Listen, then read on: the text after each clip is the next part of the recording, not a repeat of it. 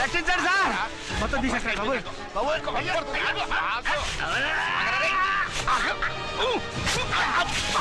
మళ్ళీ స్లిప్ అయిపోయాడు నాయన. సార్ సార్ రక్షించండి సార్. సార్ రక్షించండి సార్.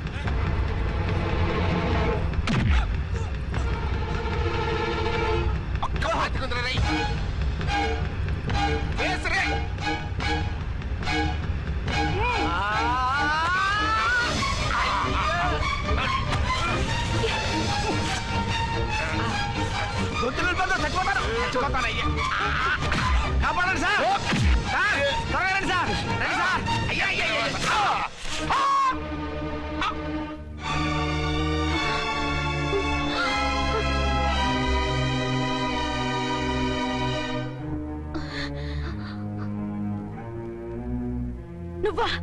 నువ్వు వేషాలు ఎందుకు వచ్చావు? నన్నెందుకు మోసం చేశావు? సారీ, నిన్ను మోసం చేసిన వీడి కాదు, వారు. మా ఆయన ఎక్కడా? బైబిల్ మొత్తం చదివి యేసు ప్రభు ఎవరని అడుగుతా వింటమ్మా. ఎంతకాలం నీకో మొగుడు ఉన్నారనుకుని తెగ మురిసిపోయారు. కానీ మీరు కట్టుకున్నది పంచుకున్నది ఒకే ఒక మొగుణ్ణి, వారే వీరు.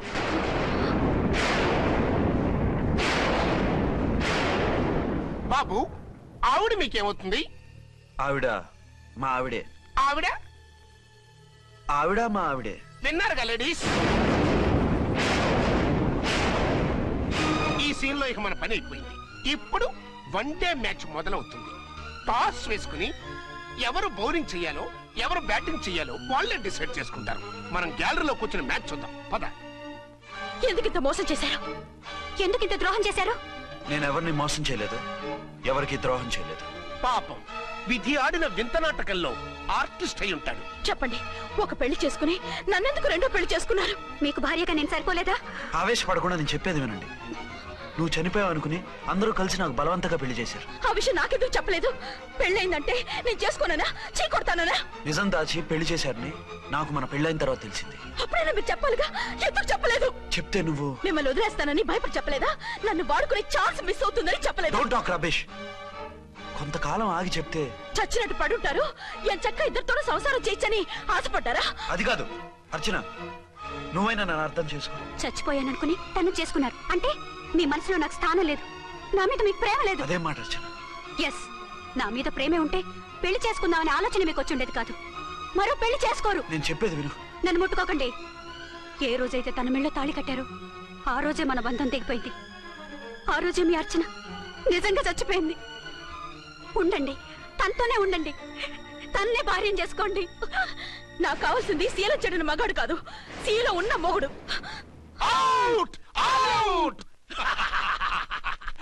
బంగారం లాంటి మా సిఐ గారి కాపురాల్ని నాశనం చేశారు. వచ్చే సినిమాలో హీరోగా పుట్టి మీ ఇద్దరి అంతూ చూస్తాను. ఖబర్దార్! ఏమే అర్చన, ఏమిటే నువ్వు చేసిన పని? మాట్లాడుకో, నీకు మాట్లాడే అర్హత లేదు. నేను నీ తల్లినే. కూతురి మొగుడికి రెండో పెళ్లి చేసిన నువ్వు తల్లివా? నాకు సవితని తెచ్చిపెట్టిన నువ్వు తల్లివా? తల్లివైతే నీ అల్లుడికి మళ్ళీ పెళ్లెందుకు చేశావు? నువ్వు చచ్చావని అతను కుమిలిపోతుంటే చస్తాడేమని భయపడి పెళ్లి చేశానే, ఏం తప్ప?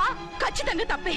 నాకే కన్నొక్కరా కాలొక్కరా, నాలో ఏ లాభం ఉందని, ఏం తక్కువ అని రెండో పెళ్లి వాడికి రెండో పెళ్ళంగా పడి ఉండాలి. అంటే జీవితాంతం మొగుడు లేకుండా బతుకుతావా? మొగతోడు లేకుండా ఉంటావా? ఏ మొగుడు లేకుండా బ్రతకలేనా? ఆడదానికైనా మొగుడు అవసరం, మగాడికి పెళ్ళ అవసరం లేదా? నేను ఇంకో మొగాడిని చేసుకుంటే అతను సహిస్తాడా, భరిస్తాడా? మగాడికి ఆడదానికి పూలిగేటి. మగాడికి ఏమైనా కొమ్ములున్నాయా? స్పెషల్ గా పైన ఊరి పడ్డాడా? వాళ్ళు తినే ఉప్పు కారమే మేము తింటున్నాం. వాళ్ళ ఒంట్లో రక్తమే మా ఒంట్లోనే ప్రవహిస్తోంది. అది కాదమ్మా, మొగుడిని వదిలేసిన ఆడదాన్ని నీచంగా చూస్తారు, చులకన చేస్తారు. పెళ్ళాన్ని వదిలేసిన మొగుడిని గౌరవించి హారతలు పడతారా? అతను నిన్ను వదిలేయాలనుకోవడం లేదు, నిన్నే కావాలనుకుంటున్నాడు. అతను కావాలనుకుంటున్నది భార్యని కాదు, ఆడదాన్ని. అంటే దూరం చేసుకుంటావా? లేకపోతే దగ్గరే ఆత్మాభిమానం చంపుకొని కాపురం చేయమంటావా? 3 ముళ్ళు 7 అడుగులు 4 గోడలు, ఇవే ఆడదానికి హద్దులని పడుండమంటావా? దాని పక్కనో రాత్రి నా పక్కనో రాత్రి పడుకునే మనిషిని నా మొగుడని అనుకోమంటావా? నేను సతినా, సవతినా, లేక సానినా? ఏ అర్థం చెప్పుకొని ఏ హోదాతో అతనితో ఉండమంటావు? పరాయి ఆడదానికి దక్కినవాడు నా మొగుడు కాదు. అంటే ఏమిటో? ఆ మొగుడిని వద్దనుకుంటాను, విడాకులు తీసుకుంటాను.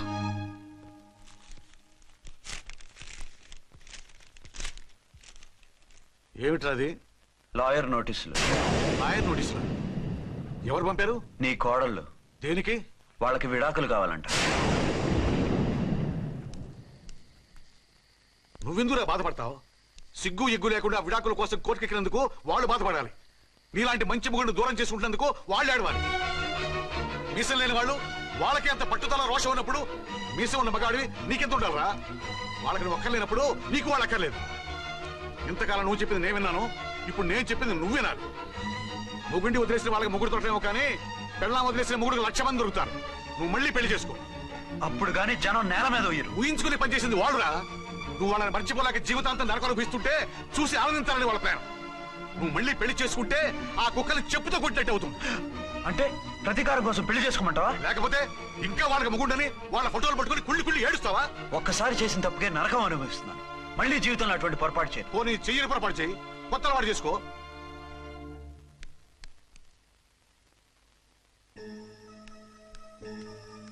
ఇదిగో నాలాగా తాగుడు అలవాటు చేసుకో.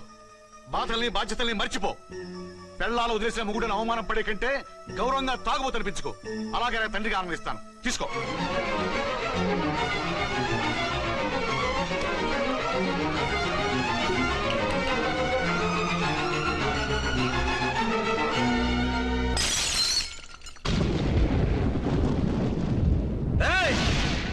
అర్చన, ఝాన్సీ, బయటికి రండి. రండి.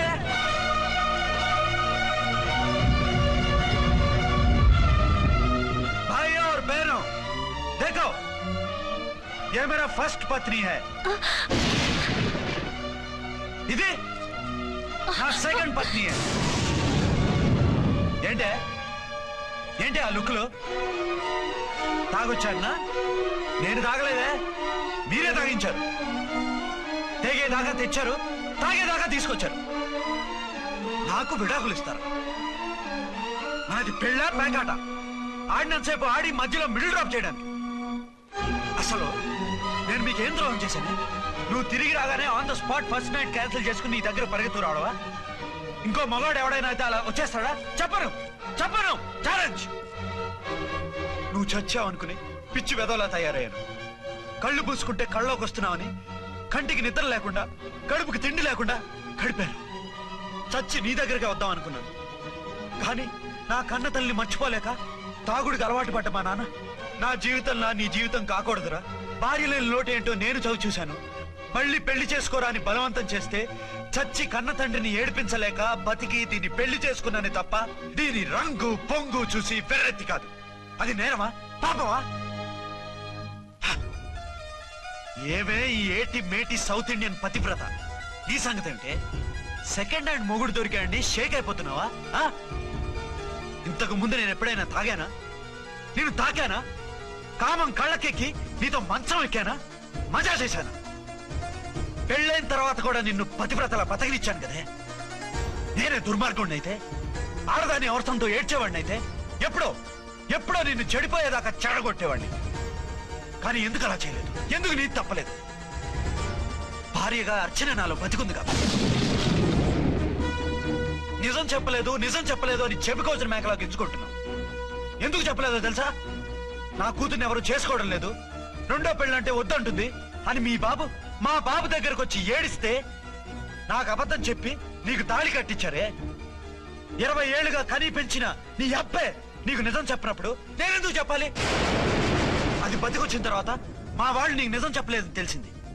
అప్పుడు నాకు ఇదివరకే పెళ్ళయింది, చచ్చిందనుకున్న నా పెళ్ళం తిరిగి వచ్చిందని నీకు చెప్తే గుండె పగిలి చేస్తావని నీకు చెప్పలేదే. నువ్వంటే నా ఆల్ ఇండియా పతివ్రత 9 నెలలు లంకలో ఉండొచ్చిన సీతని అగ్ని ప్రవేశం చేయమన్నాడా రాముడు? ఎవడో వెదవ కూత కూర్చాడిని, కడుపుతో ఉన్న తన పెళ్ళాన్ని అడవిలోకి పంపించాడు అదే రాముడు, నీ ఫేవరెట్ గాడ్. నువ్వు అడ్రస్ లేకుండా 25 నెలలు ఎక్కడికో పోతే ఎక్కడున్నావు, ఏం చేశావు, ఎవరితో ఉన్నావు అని అడిగారా? లేదు. అనుమానించానా? లేదు. వాయ్? భార్య అంటే ప్రేమ, భార్య అంటే నమ్మకం, భార్య అంటే విశ్వాసం. ఆ రాముడు గ్రేటా, నీ మొగుడు గ్రేటా? చెప్పు. ఆ రాముడిని దేవుణ్ణి చేసి గుళ్ళో కూర్చోబెడితే నన్ను రాయించేసి రోడ్డు మీదకి విసిరేస్తావా? పేరుకు పెళ్ళానివే గాని నిన్ను అమ్మకన్నా ఎక్కువగా ప్రేమించానే. నువ్వు కనీసం ఆ బిడ్డకిచ్చే విలువ కూడా ఇవ్వలేదు కదే తల్లి. ఇద్దరు భార్యలకి న్యాయం ఎలా చేయాలో తెలియక కుమిలిపోయా. మీ ఇద్దరికి నిజం తెలిస్తే ఏమైపోతారో అని భయపడ్డాను. మీ కంట్లో నీళ్లు రాకూడదని మీరిద్దరూ ఏడవలసిన ఏడుపు నేనేడ్చానే. ఇంత చేస్తే మీరు నాకు విడాకులు ఇస్తారా? అసలు మీరిద్దరు పొజిషన్లోకి రండి, రండి. నన్ను వద్దని మీరిద్దరు వదిలేస్తే వచ్చి మీ కాళ్ళ మీద పడతారనుకున్నారా? నెవర్. అవును, నన్ను వద్దనుకున్నప్పుడు నేను కట్టిన మంగళసూత్రాలు మాత్రం ఎందుకు? సేఫ్టీగా వాటిని అలాగే ఉంచుకుని మాజీ భార్యలుగా హ్యాపీగా బతుకుదాం అనుకుంటున్నారా? నో, మీకు ఆ ఛాన్స్ ఇవ్వను. తాళి ఉన్న పెళ్ళాలుగా కాదు, తాళి తెగిన భార్యల్లా, మొగుడు చచ్చిన విధవల్లా మీరు తెల్ల చీరలు కట్టుకునేట్టు చేస్తాను. విడాకులు ఇవ్వకుండా మిమ్మల్ని విడాకులు చేస్తాను. జీవితాంతం కుళ్ళి కుళ్ళి కుళ్ళి ఏడ్చేలా చేస్తాను. బాయ్. ఆగండి. ఏ, నేను చావడం కూడా నీకు ఇష్టం లేదా? మీరు బతకాలి, నిండు నూరేళ్లు సుఖంగా జీవించాలి. మీ మీద ప్రేమ లేక కాదు, మీరంటే ఏంటో తెలియక కాదు. నా వల్ల మీకు ఝాన్సీకి అన్యాయం జరగకూడదని నేను మిమ్మల్ని అనుమానించాను, అవమానించాను. మీకు దూరం కావాలనుకున్నాను, విడాకులు కోరుకున్నాను. నేను మీకు భార్యనయ్యాను, మీ బిడ్డకు తల్లినయ్యాను. కొంతైనా మీతో జీవితాన్ని తృప్తిగా అనుభవించాను. కానీ ఝాన్సీ ఒక్క పసుపుతాడు తప్ప భార్యగా ఏమీ పొందలేదు. భార్యగా మీ జీవితంలో తనకి చోటివ్వండి. లేదక్క, అలా చేస్తే నువ్వు భర్తనే కాదు, బాబుకి తండ్రిని కూడా దూరం చేసిన దానివి అవుతావు. ఆయన మనస్ఫూర్తిగా ఇష్టపడి చేసుకుంది నిన్ను, ప్రేమించింది నిన్ను. ఆయన మనసులో నీకు తప్ప నాకు స్థానం లేదు.